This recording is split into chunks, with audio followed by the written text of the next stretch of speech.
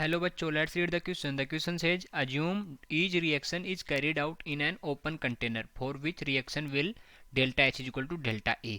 तो पूछ रहा है कि जो रिएक्शंस गिवन है इनमें कौन से में जो डेल्टा H है उसकी वैल्यू डेल्टा E के इक्वल है. डेल्टा H का मतलब एंथैल्पी चेंज और डेल्टा E का मतलब change in internal energy. Okay, और रिएक्शंस हैं C solid plus 2H2O gas converted into 2H2 gas plus CO2 gas.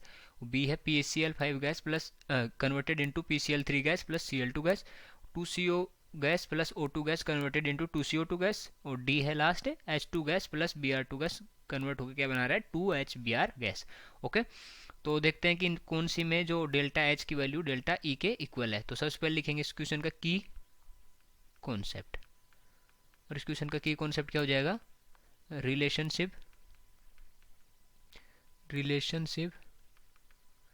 Between change in enthalpy change in enthalpy and internal energy. Okay, ये हो जाएगा इस question का की कॉन्सेप्ट. तो अपने को देखना है कि जो इंटरनल एनर्जी है और जो चेंज इन एंथैल्पी है उसमें क्या रिलेशनशिप होता है.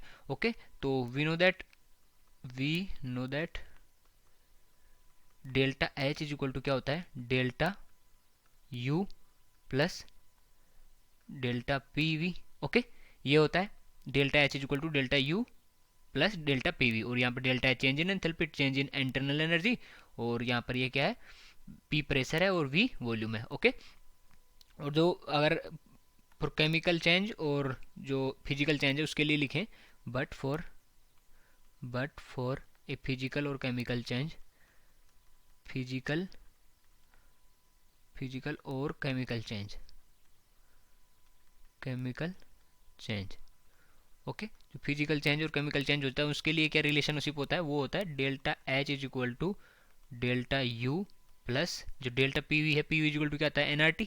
ओके, तो डेल्टा NgRT ये रिलेशनशिप होता है. ओके, तो इस रिलेशनशिप से अपन देखेंगे कि इनके बीच में कि जो डेल्टा H और डेल्टा U की वैल्यू किस में इक्वल है. तो अगर इसको दूसरे फॉर्म में देखें तो delta H is equal to delta E plus delta NgRT भी लिख सकते हैं. ये भी चेंज इन इंटरनल एनर्जी है और डेल्टा U भी चेंज इन इंटरनल एनर्जी है. ओके, तो ये रिलेशन है अपने पास फाइनली. तो अगर इससे देखें तो जो डेल्टा Ng की वैल्यू है वो क्या होती है, डेल्टा Ng की वैल्यू देखते हैं इससे. तो डेल्टा Ng की वैल्यू होती है number of gaseous moles of product. ये कौन से हो जाएंगे product minus number of gaseous moles, और ये किसके लिए हो जाएंगे रिएक्टेंट के लिए. ओके, रिएक्टेंट, तो ये रिएक्टेंट के लिए हो गए और ये प्रोडक्ट की साइड के लिए हो गए. तो अगर यहाँ से जो डेल्टा इस रिलेशन से अगर अपन देखें तो जो डेल्टा H और डेल्टा E इक्वल कब होंगे, जब डेल्टा Ng की वैल्यू 0 होगी. ओके, इसमें कुछ ऐड नहीं होगा तो ये दोनों इक्वल हो जाएंगे. और R की वैल्यू तो 0 हो नहीं सकती, T की वैल्यू 0 नहीं हो सकती. तो ये इनमें से 0 कौन सा होगा डेल्टा Ng. तो डेल्टा Ng 0 इस कंडीशन के लिए जो delta H is equal to delta G करना है, डेल्टा E करना है, उसके लिए delta Ng is equal to क्या होना चाहिए 0.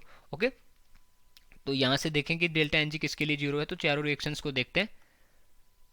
इनमें से जो ये फर्स्ट वाला है इसके लिए क्या हो जाएगा कि जो प्रोडक्ट में कितने मोल हैं 2 प्लस 1 माइनस इस साइड में कितने मोल है 2, और ये सॉलिड है, ये तो सॉलिड का तो लेंगे नहीं.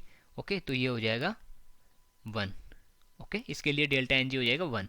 और जो दूसरा है इसके लिए देखें तो 1 प्लस 1 माइनस 1, 1 प्लस 1 माइनस 1, क्योंकि 2 मोल है प्रोडक्ट साइड में और 1 मोल है रिएक्टेंट साइड में, तो ये भी कितना हो जाएगा, इसकी वैल्यू हो जाएगी 1. और दूसरा अगर देखें तीसरा देखें तो 2CO2 माइनस इधर क्या हो जाएगा 2 माइनस O2 का 1 मोल और माइनस CO का 2 मोल, तो ये कितना हो जाएगा अपने पास, ये हो जाएगा -1.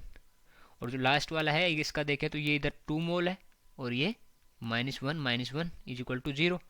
तो अपने को क्या चाहिए था डेल्टा Ng 0. अगर डेल्टा Ng 0 होगा तो जो delta H is equal to delta E है प्लस 0 इंटू RT. ओके, तो ये क्या हो जाएगा delta H is equal to delta E. Okay, और यही अपने को इस्टेब्लिश करना था. तो कौन सा ऑप्शन करेक्ट हो जाएगा, डी ऑप्शन करेक्ट हो जाएगा। So I hope you understood it well, best of luck.